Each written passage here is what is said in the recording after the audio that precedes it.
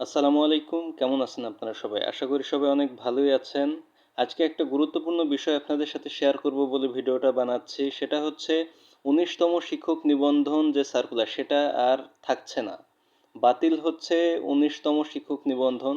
এই কথাটা কতটুকু সত্য এই বিষয়টা আপনাদের কাছে ক্লিয়ার করার জন্যই মূলত ভিডিওটা করা। আপনারা যারা ১৯তম শিক্ষক নিবন্ধনের অপেক্ষায় ছিলেন, আপনাদের জন্য মূলত এই ভিডিওটি করা। সেটা হচ্ছে যে ১৯তম শিক্ষক নিবন্ধন নয়, আসছে নবম শিক্ষক নিয়োগ বিজ্ঞপ্তি।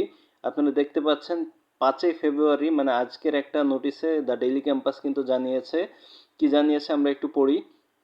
বেসরকারি শিক্ষা প্রতিষ্ঠানে সরকারি নিয়োগ বিজ্ঞপ্তি প্রকাশের মাধ্যমে শিক্ষক নিয়োগের কার্যক্রম শুরু করা যাচ্ছে বেসর করতে যাচ্ছে বেসরকারি শিক্ষক নিবন্ধন ও প্রত্যয়ন কর্তৃপক্ষ এনটিআরসি। এজন্য ১৯তম শিক্ষক নিবন্ধনের পরিবর্তে নবম শিক্ষক নিয়োগ বিজ্ঞপ্তির পথে হাঁটছে সংস্থাটি।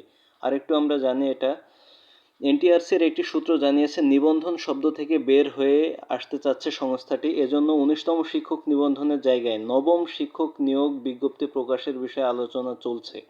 শিক্ষা প্রতিষ্ঠানে শূন্য পদের তালিকা সংগ্রহের পর এনটিআরসি এর বোর্ড সভায় বিষয়টি চূড়ান্ত করা হবে। জানতে চাইলে এনটিআরসি এর chairman Mohammad Aminul Islam the daily ক্যাম্পাসকে এ বিষয়ে বলেন, ১৯তম শিক্ষক নিবন্ধন হবে নাকি নবম শিক্ষক নিয়োগ বিজ্ঞপ্তি হবে তা এখনও চূড়ান্ত হয়নি।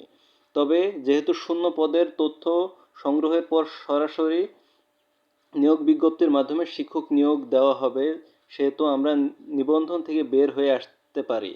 সামনে নবম শিক্ষক নিয়োগ বিজ্ঞপ্তি প্রকাশ করা হতে পারে, বিষয়টি আমাদের বোর্ড সভায় চূড়ান্ত করা হবে।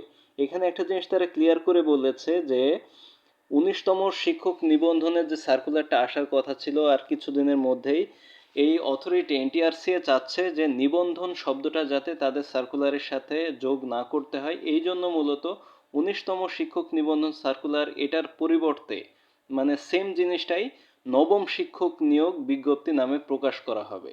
আপনাদের দুঃখের কোনো কিছু নাই, হতাশার কোনো কিছু নাই। ১৯তম শিক্ষক নিবন্ধন যে সার্কুলারটা সেটা শুধুমাত্র নাম পরিবর্তন হয়েছে।